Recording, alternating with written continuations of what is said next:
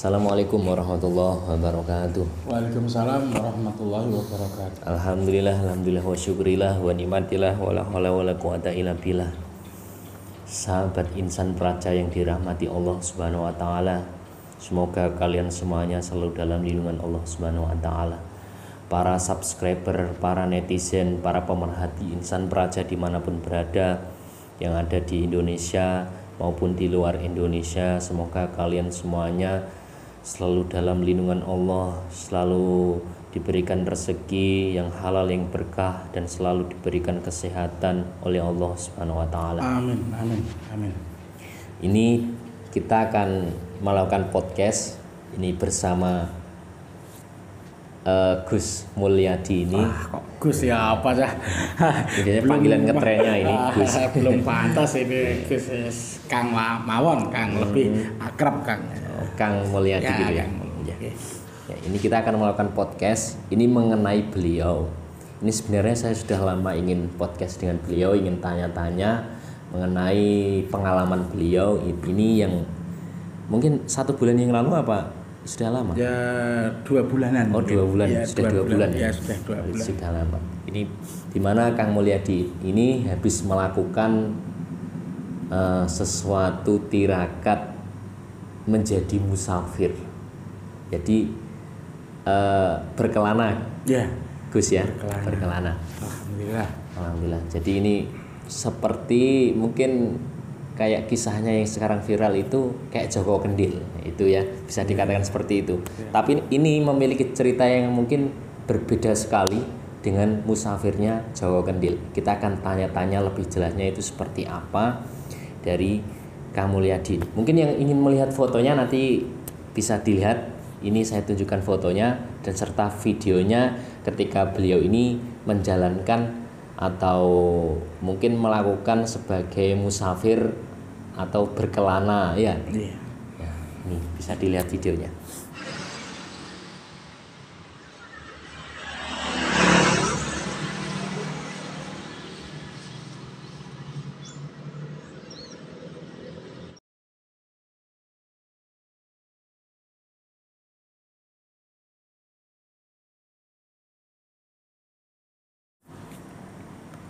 Sambil rokok Gus ya, santai ya, ini hawanya dingin sekali ya. Sambil rokok, mohon maaf ini sambil rokok. Ya, itulah beliau yang pernah dilakukan dan kita akan tanyai ceritanya dan pengalamannya menjadi musafir itu seperti apa untuk menjadi musafir itu. Apa yang perlu disiapkan dan apa pengalaman-pengalamannya ketika di jalan kita akan wawancarai. Ini mau dimakan Gus, ini ada roti, ada keringan. Santai aja, ini kontennya enggak ke mediumisasi, ini lebih ke sekarang buat hiburan ya, untuk podcast bersama Kang Mulyadi ini.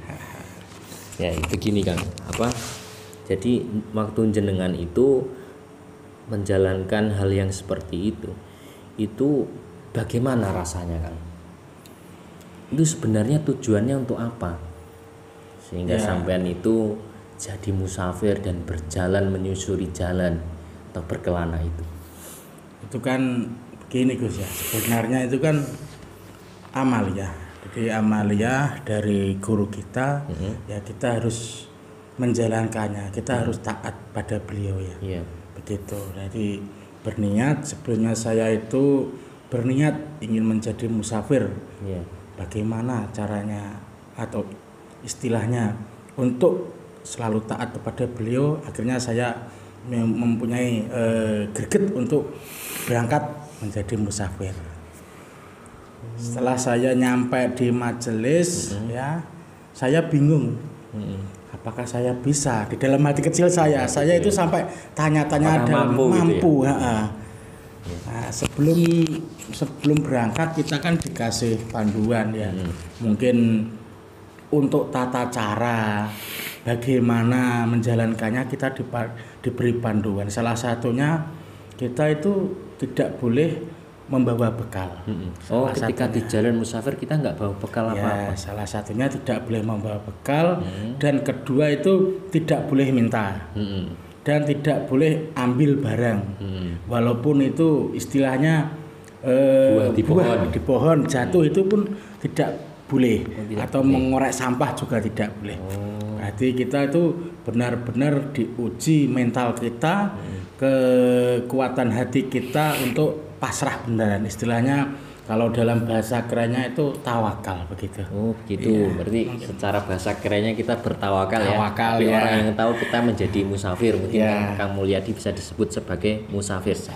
Apakah itu tujuannya untuk mencari kitab suci atau pusaka-pusaka datang ke sesuatu makam-makam itu, Gus? Ya enggak lah. Nah, tujuan kita sebenarnya itu hanya ingin mendekatkan kepada Yang Maha Kuasa ya. Tapi dengan jalan tersebut kita itu lebih istinya merendahkan diri biar tahu merasakan gimana rasanya orang menjadi musafir kalau tidak makan. Istilahnya kan banyak istilahnya fakir miskin yang nggak pernah makan atau gimana belum mendapatkan rezeki kan diuji di situ. Nah, ketakwaan kita itu diuji di situ, bertawakal. Istilahnya kita itu pasrah atas ketentuan Allah. Kalau nggak makan ya kalau nggak dikasih ya nggak makan kan gitu Mas ya. Gitu. Jadi kita itu belajarnya sabar, ikhlas, lebih pasrah gitu intinya ya. Itu berarti ya intinya kita belajar menjadi manusia yang serendah-rendahnya di hadapan manusia.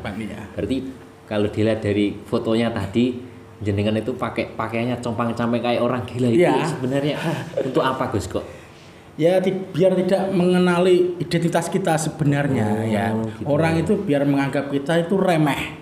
Biar direndahkan, terus bagaimana hati kita gitu kalau diremehkan orang, direndahkan orang. Tapi buat jenengan ini tidak masalah kalau direndahkan orang atau ya nggak masalah, kita kan belajar belajar ya, kita belajar. Ya pada saat itu awal mula berangkat itu apakah saya mampu menjadi musafir? Padahal kalau di rumah itu kan jalan saja gitu kan sudah capek Gus ya. Itu apalah menempuh beratus-ratus kilometer gitu. Menyusuri Jawa. Iya. Enggak, menyusuri jalan raya sampai ke pemukiman gitu. Tapi Gus, dari menjadi musafir itu, bertawakal itu, mungkin ada pengalaman yang berharga bagi jenengan itu untuk disampaikan untuk disampaikan kepada pemerhati Insan Praja ini. Bagaimana Gus pengalamannya yang mungkin sangat berharga sekali?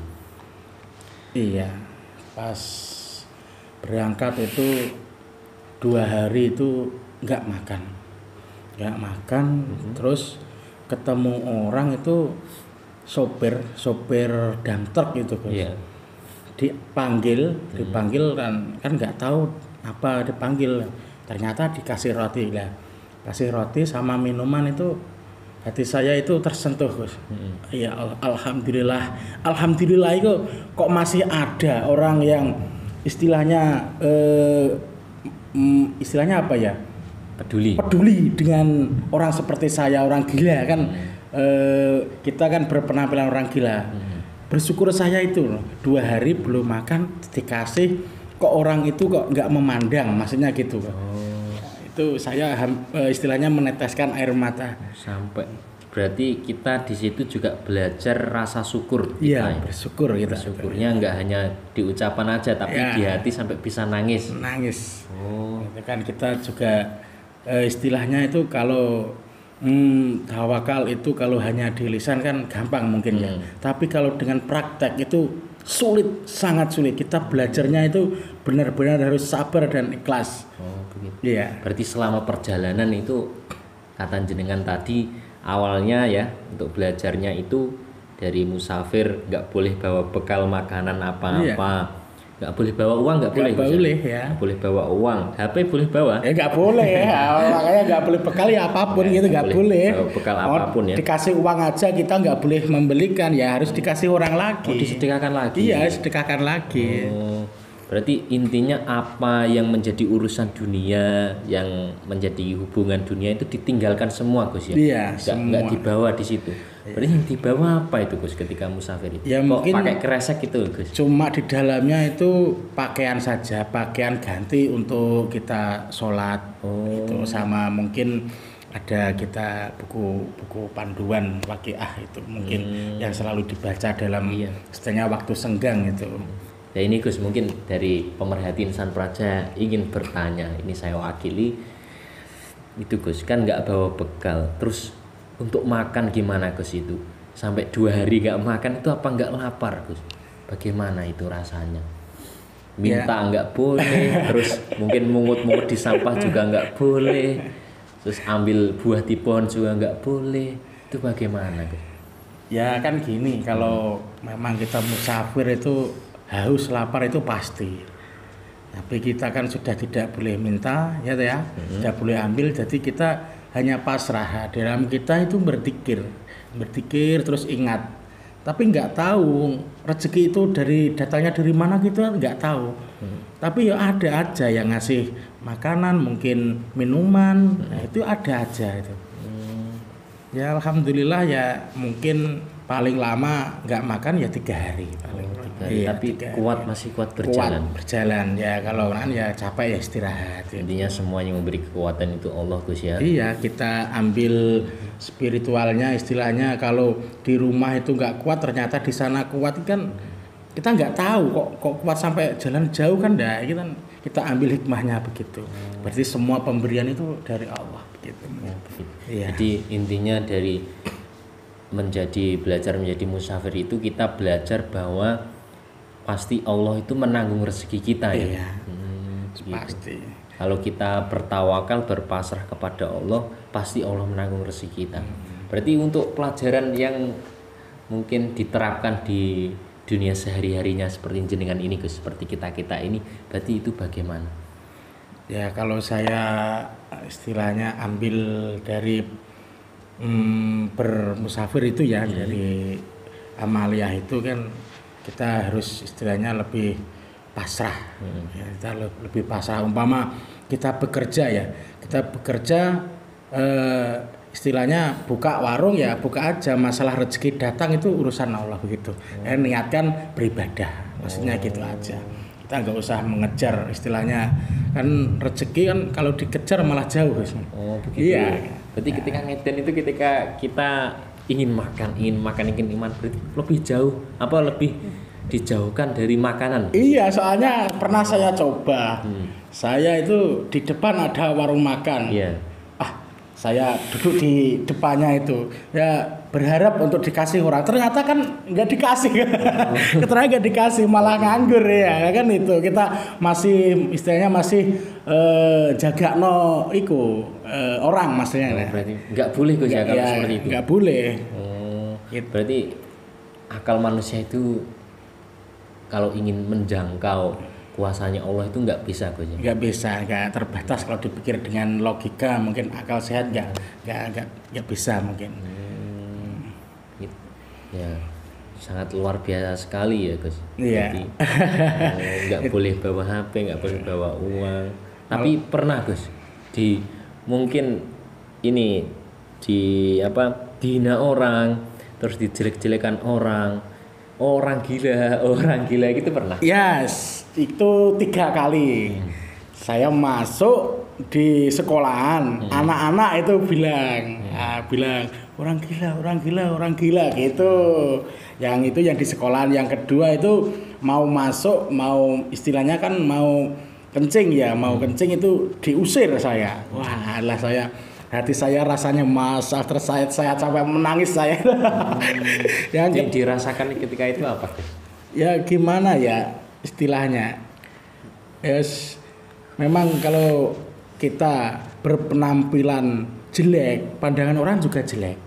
Kalau kita berpenampilan baik, berarti orang itu melihat dari penampilan, kelihatannya begitu. Kesannya gitu ya. Berarti melihat atau menghormati orang itu kesannya dari penampilannya. Iya, kelihatannya itu. Jadi orang itu tidak istilahnya sama orang yang lebih susah, lebih rendah tidak diperhatikan begitu. Seperti kita lagi musafir itu jarang yang memperhatikan. Mungkin hanya orang-orang tertentu atau orang pilihan yang mengasih makan begitu. Yang terusan yang ketiga kalinya itu sudah waktu adzan maghrib. itu suruh pergi dari musola. Ya Allah. Nah, itu kok mau sholat kok diusir? Iya, katanya gini Yos. Kalau saya lihat itu orang itu cemburu, istilah cemburu, merasa tersaingi, saya ada di situ. Kan saya di masjid itu dikasih sama takmir sama orang kampung di situ lah. Orang itu merasa tersaingi. Nah begitu akhirnya saya ditemui, Mas, kalau di sini jangan lama-lama, nanti langsung segera pergi dari sini saja. Alah, ini juga menangis saya. Oh jadi gini rasanya orang dihina ini gini aku. Nanti bisa menjadi acuan kita. Berarti kita kalau nggak belajar menjadi manusia yang serendah-rendahnya, nggak akan merasakan apa yang dirasakan orang yang rendah gitu ya. Berarti mungkin guru kita itu mengajarkannya seperti itu ya. Itu memang ajarannya dulu ada sanadnya dari Syekh Abdul Qadir Al-Jailani. Iya, memang yang kita jalankan di sini kan, mohon maaf ini kan Thorekoh. Jadi Thorekoh itu kita menjalankan syariat dan hakikat kita jalankan bersama-sama. Jadi bukan hanya syariat saja, tapi prakteknya kita juga istilahnya dijalankan. Gitu, guys. Begitu. Ya. Jadi atas perintah beliau kita amaliyah. Biar kita itu lebih bertawakal, pasrah atas ketentuan Allah, begitu. Iya. Berarti memang enggak jenengan itu mencari keilmuan agar sakti, Gus? Oh, enggak, jauh dari pemikiran saya itu. Jauh. Ya dulu saya kan itu jujur dulu kan saya itu mencari guru-guru sana biar ada ketenangan batin, ketenangan hati. Setiap saya sholat itu kan gak karo-karuan, pikirannya belayang-belayang, hati ini gak tenang, resah maksudnya gitu. Alhamdulillah ini dipertemukan dengan beliau dan bisa menjadi jamaah beliau, sangat berterima kasih mungkin dari dulu insan santri yang membimbing ya. Terima kasih atas bimbingannya insan santri. Tetap lewat YouTube ini. Ya, lewat YouTube ini dan sekarang menjadi jamaah. Sangat luar biasa. Iya. Itu kan ada Gus sekarang musafir yang berjalan itu katanya mencari kitab suci, mencari keilmuan. Sebenarnya bukan seperti itu. Bukan, tujuan kita itu lebih istilahnya pasrah, sabar. Jadi kita itu lebih bertawakal, istilahnya menerima apapun ketentuan Allah itu kita terima gitu. Lebih sabar. Kan kita manfaatnya itu. Terus apalagi Gus pengalaman yang mungkin berharga sekali yang didapat ketika menjadi musafir itu? Iya, saya itu sempat pingsan. Sempat pingsan itu mungkin berjam-jam di pinggir jalan itu nggak ada yang menolong. Itu saya kan ada teman. Kan kalau menjalani musafir itu yang pertama, tingkatan pertama kan ada temannya. Teman saya juga nggak tahu. Temannya sama-sama jadi musafir. Ya, itu seperti datang, seperti ada orang datang itu seperti mencabut nyawa itu beberapa kali, ratusan, mungkin ribuan kali. Nanti saya itu begini, seperti orang nazak gitu, Gus. Sakaratul maut. Iya, sakaratul maut. Nah, itu mungkin itu apa gara-gara nggak makan atau bagaimana? Ya kelihatannya enggak, mungkin ya nggak tahu ya itu. Badan saya panas sekali, menggigil dan akhirnya saya pingsan nggak sadar. Itu sampai jam 12 siang baru sadar saya. Ya itu mungkin pengalaman spiritual yang tidak bisa saya lupakan, guys ya. Saya itu takut mati terus terang. Pas menjalankan amaliyah itu takut mati. Cuma saya berdoa begini, ya Allah, selesaikanlah amaliyah saya. Jangan istilahnya itu istilahnya kena ujian seperti ini saya gagal. Jadi saya mencoba untuk berdoa ya sampai selesai amaliyah saya itu gitu. Ya alhamdulillah itu selama 21 hari ya alhamdulillah masih sehat gitu. Itu sembuhnya bagaimana, cerita sembuhnya ini? Wah, itu bagaimana ya? Enggak, istilahnya kan pas sakit itu saya di emperan rumah orang, dikasih makan dan dikasih obat. Saya kan sudah pasrah, kan semua kita pasrahkan, yang memberi sakit ya, ada yang menyembuhkan hanya Allah. Jadi obat itu nggak saya minum, saya biarkan saja. Terus akhirnya ada teman saya memaksa, dicoba dulu nggak apa-apa. Ya saya coba, ternyata nggak ada efeknya. Obat itu nggak ada efeknya, nggak pengaruh di badan saya. Oh itu ujian. Iya, gitu. Jadi buat jalan sama terus akhirnya kita mengingat Allah, jalan terus akhirnya ya nggak tahu akhirnya sembuh sendiri. Iya, gitu. Mungkin untuk itu kalau pengalaman lagi kan semasa kita masih di rumah kan mungkin ya kalau suka kita sedekah, suka memberi, pas waktu amaliyah juga begitu. Kita ya juga akan diberi, ya juga akan istilahnya openi lah sama orang begitu. Diurus ya mungkin itu. Padahal di jalan itu kita nggak kenal orang, nggak punya keluarga Gus, tapi masih ada yang memperdulikan kita. Ya seperti katanya orang haji, tapi benar apa yang selama saya jalankan itu ternyata ya diurusi sama orang, ya dikasih makan sama orang. Bahkan teman saya itu hampir nggak pernah yang ngasih jatah itu hampir saya, maksudnya gitu. Iya. Ini sangat luar biasa sekali pengalaman spiritual dari mediator insan praja itu pernah ya. Bisa dikatakan dia itu lebih ekstrim ceritanya dari Joko Kendil yang lagi viral. Gitu. Jadi memang tujuannya bukan apa-apa, bukan keilmuan Gus ya. Bukan. Untuk mencari ridhonya Allah gitu ya Gus. Kalau musafir yang saya alami ini kan nggak boleh memakai alas kaki apapun kan itu. Ini kan sampai hancur sampai bengkak. Kaki itu sampai bengkak. Iya, sampai bengkak sampai hancur ini semua. Jadi tapi tetap jalan. Iya, saya dikasih sendal itu ya saya terima tapi nggak saya pakai terus. Kan menghargai pemberian orang. Kita kan nggak boleh menolak pemberian kalau orang. Kalau diberi tetap diterima. Ya diterima, kan itu rezeki. Oh, begitu. Jadi Gus, pengalaman ketika kita diberi orang itu bagaimana tanggapan sampean? Kita diberi makan orang, jenengan diberi makan orang itu bagaimana tanggapannya jenengan?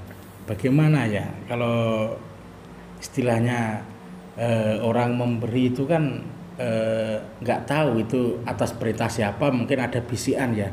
Itu ya kita yang merasa dihargai begitu Guys. Ya berterima kasih lah. Kan jarang toh orang gila itu dikasih makan orang kan jarang ya. Dan mungkin nek dilihat penampilan jenengan ini seperti orang gila. Walah ini pakaiannya robek-robek. Muka ini sudah kotor. Jadi tangan-tangan ini nggak kelihatan tangan seperti tanah. Ya. Itu berarti duniawi sudah nggak ada artinya lagi. Iya. Ya saya merasa begitu. Jadi punya uang, punya dudukan, misalnya rumah istri sudah nggak terpakai di situ. Ditinggalkan semua. Hanya kita itu istilahnya mencari ridho Gus ya, mencari ridho dengan amaliyah tersebut itu kita istilahnya kalau siap meninggal sebelum ya siap mati sebelum mati ya, misalnya ya mati sebelum mati ya itu belajar kita tawakal ya. Jadi semua dikembalikan kepada Allah Subhanahu wa taala semuanya. Jadi luar biasa sekali. Ya mungkin belajar untuk tawakal. Jamaah yang lain yang ingin amaliyah menjadi musafir segera biar bisa merasakan jadi musafir yang sesungguhnya. Nah, tapi musafir ini kan nggak sembarangan, kita menjalankan amaliyah tentunya ada guru pembimbing Gus ya. Ya jadi nggak ngawur. Jadi nggak cari ilmu. Nggak cari ilmu, cuma kita intinya ya kita pasrah mendekatkan pada Allah dengan jalan amaliyah tersebut. Terus misal dilempari batu sama orang pernah Gus? Nggak pernah, cuma pakai kayu di toko. Ayo pergi jangan di dalam. Perasaan sampean bagaimana? Ya gimana ya, kita terima saja kan. Kan seperti orang gila, memang gila. Kita itu kan pemikiran kita sudah nggak waras lagi. Jadi nggak ingat apa-apa. Kalau jenengan ditanyai orang Gus, ini sampean tujuannya apa itu, apakah sampean jawab ini saya sebenarnya nggak gila atau bagaimana? Enggak, kita ya jawab, kita kan harus jujur. Nah, amaliyah itu kita harus jujur tapi kita menyembunyikan identitas kita begitu. Jati dirinya kita tutupi. Kalau ditanya dari mana ya dari Jawa Timur, kita jawab itu. Ya sedang apa ya? Sedang istilahnya nggak punya tujuan kan gitu, jalannya kita nggak punya tujuan. Kita memang nggak punya tujuan. Nggak punya tujuan, berjalan, bertawakal, iya, berpasrah, belajar sabar, ya.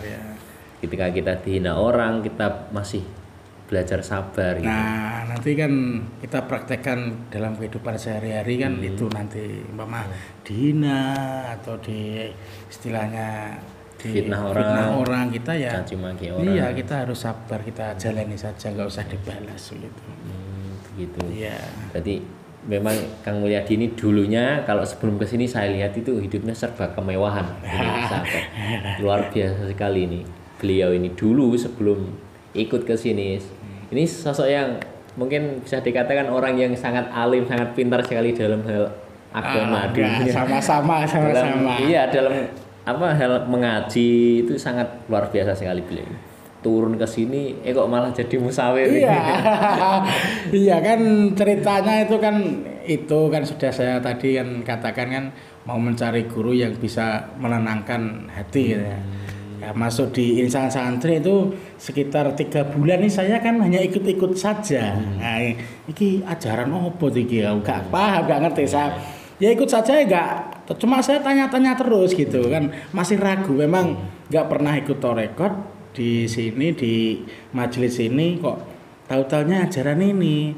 Nah, katanya yang sesat, yang gini. Ya, saya cuma omongan orang enggak saya masukkan gitu. Cuma yang penting saya ingin hati saya tenang gitu. Ternyata saya disuruh Pak Kisnandar sama jenengan dijalani saja. Ternyata saya amaliyah mandi tobat selesai sudah bisa merasakan ketenangan itu ada. Cuma mungkin ujiannya juga ada Gus ya. Namanya orang ya. Namanya hidup pasti diuji. Ya diuji. Kalau nggak mau diuji nggak usah hidup. Nggak usah hidup lah, mati saja ya. Ya. Hidup ini kadang orang kan mengeluh, diuji itu mengeluh. Jadi belajarnya dari situ nggak boleh ngeluh Gus ya ketika diuji. Semakin kita ngeluh ya kayak sampai sakit tadi kalau ngeluh paling nggak sembuh. Nggak sembuh ya. Nah, ya obat saya nggak ada, obat saja nggak ada efeknya dikasih orang. Sama balsem obat segini alah nggak ada efeknya. Tapi luar biasa sekali pengalaman ini. Ya mungkin sahabat Insan Praja, pemerhati Insan Praja, para netizen dari konten kita kali ini bisa diambil hikmahnya kalau hidup di dunia ini itu sebenarnya semuanya sudah ditanggung sama Allah. Rezeki, jodoh, apapun itu sudah ditanggung sama Allah. Tinggal kita, kalau kita berpasrah sama Allah itu akan ditanggung. Tapi sebaliknya kalau kita nggak mau pasrah sama Allah, kita nggak akan ditanggung sama Allah. Yang mungkin menghalang-halangi rezeki kita, misalnya kita berdagang, berjualan itu kok susah, rezekinya seret, itu jangan menyalahkan Allah, jangan. Jadi ini pengalaman saya loh ya. Jadi kembalikan mungkin ya pengalaman jenengan, kembalikan ke diri kita. Mungkin ada dosa-dosa yang perlu ditaubati yang menjadikan rezeki kita susah. Enggak bisa ini mungkin ada dosa riba, dosa maksiat ya, itu sih. Padahal dulu saya itu kerja itu hampir enggak ingat waktu Gus. Istilahnya sampai sholat itu menunda lah. Terusan planning itu ada.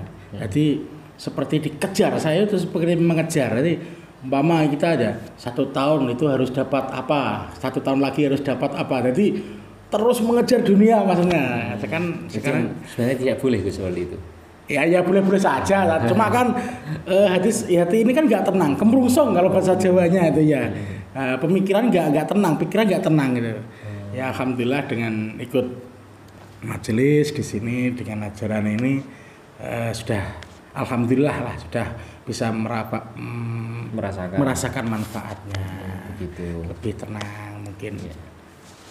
Ya, mungkin yang sahabat Insan Praja yang ingin belajar dengan Kang Mulyadi ini nanti ada itu nomornya di deskripsi kami yang bernama Mulyadi. Agak saya saja semua jemaah Insan Praja ya sudah melakukan amaliyah tersebut jenengan ya sudah. Ya itu nanti bisa belajar sama kita itu masih belajar dan masih banyak melakukan kesalahan Gus ya di dunia ini itu.